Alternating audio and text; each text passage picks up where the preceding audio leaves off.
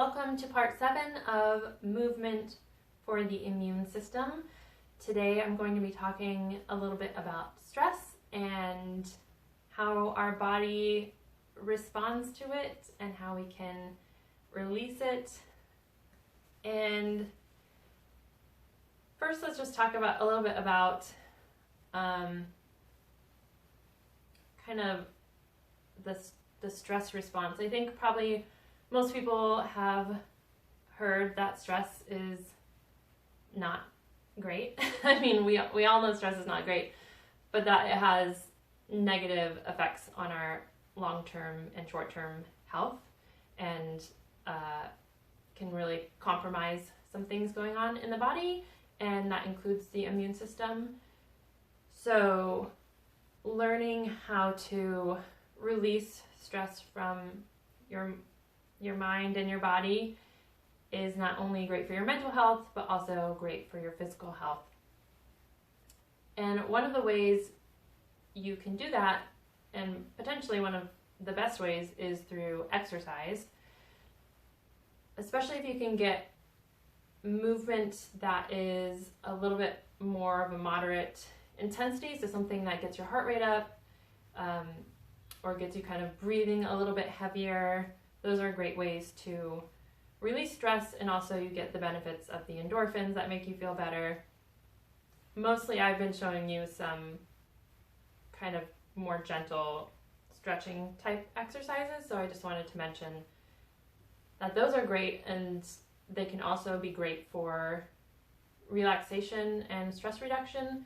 But if you want to release that really building tension in your body, a little bit more high intensity exercise is great. Although I would caution against doing something that is really challenging. So this isn't necessarily the best time to go run a marathon unless your body is super prepped for that and it's not really difficult for you.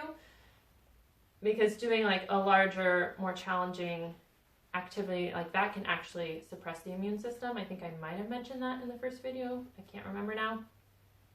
But for the period where your body is kind of recovering, there can actually be a dip in your immune response.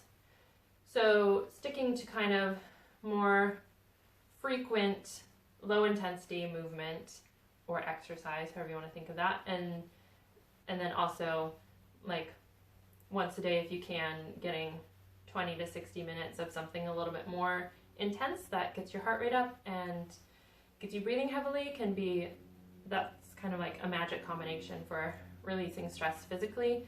And then of course anything like meditation, mindfulness, breath work, those can help you calm the nervous system and set up more of a habitual way to handle stressful emotions mindfully as they come at you, as well as just the immediate and long-term physical benefits of kind of calming the nervous system through those modalities. Another great way to shake off stress is to literally shake it off. You might have seen me doing this as I'm talking about exercise for stress, because shaking is a great instinctive way to kind of complete that stress response. So our body sort of responds to stress you can think of it like a fight or flight type of response. So something happens, or there's a stressful situation, which maybe in caveman times would be something like actually being attacked by an animal, and you would go into physical fight or flight, which would include actual physical activity, either fighting or running. But now the situations that are stressful for us don't require us to actually physically move during or after them, so that stress doesn't really get released in a natural way from our body. So we kind of have to supplement that by just doing it choosing to move our bodies. And And shaking is a really kind of animalistic, instinctive response you might see if you were like watching a nature documentary and there's an animal that's in a stressful situation, and then after it's done and it's kind of walking away, you might see them like literally shaking it off and moving on with their lives. So they're kind of naturally processing that stress and releasing it from their bodies. But we don't tend to do that in our modern culture anymore. So shaking is great. You can put on a song in your living room and just like challenge yourself to shake for the entirety of the song in like whatever way you can think of. You can also, if you're a theater kid like I am, like I was in high school, and you've done this exercise where it's like 1, 2, 3, 4, 5, 6, 7, 8, 1, 2, 3, 4, 5, 6, 7, 8, and then with your legs, and then you count down to 1, and then you go, whoa. That's a fun way to do it. You can also do just more of a grounded shaking. It won't be quite as probably getting your heart rate up, but it can be really soothing for your nervous system.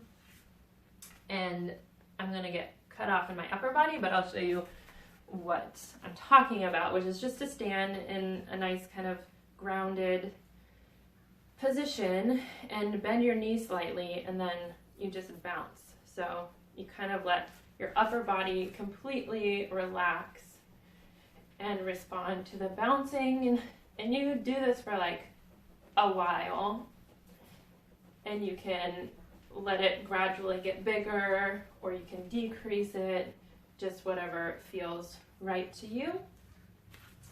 And you may notice as you're doing an exercise like that, or even as you're doing a psoas release or a psoas exercise, that it can cause an emotional response. So emotions might rise up out of nowhere in your body. Just know that that's totally normal and okay. Don't freak out about it. It's not just you. It's not a weird thing. Like, our body is storing all that stress and all that emotion, and sometimes moving it can like physically cause that stuff to come up. So be prepared for that if it happens to you. It doesn't happen to everyone, but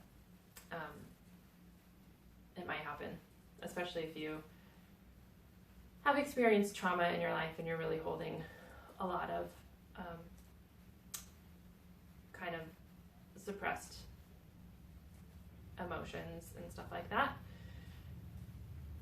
from years and years of cumulative stress that can come up, or going through just like a particularly stressful period like a lot of people are right now. It can be kind of extra emotional. So I just wanted to mention that. So let's see, is there anything I didn't mention?